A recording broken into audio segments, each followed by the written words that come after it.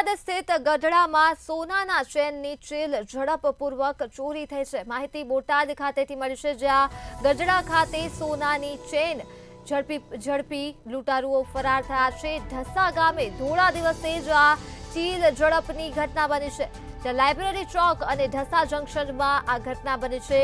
અલગ અલગ બે મહિલાઓના ગળામાંથી સોનાની ચેનની સ્નેચિંગ કરવાઈ છે, ત્યારે બે બાઇક સવાર ચીલ ઝડપ કરીને ઘટના સ્થળેથી ફરાર થઈ ગયા હતા।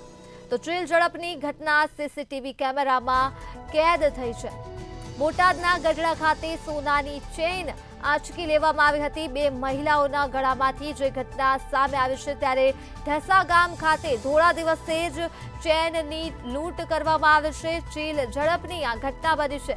લાઇબ્રેરી ચોક અને ઢસા જંકશનમાં આ ઘટના બની હતી। તમારું નામ? શું ઘટના બની?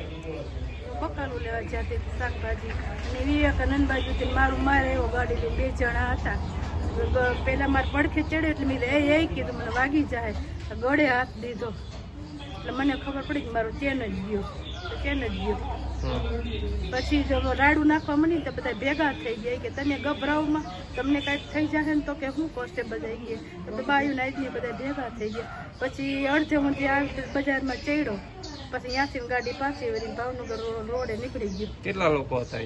બે જણા છોકરા છે, વાદળી કલરનો શર્ટ પહેર્યો ચોકડા વાળો। ઓકે।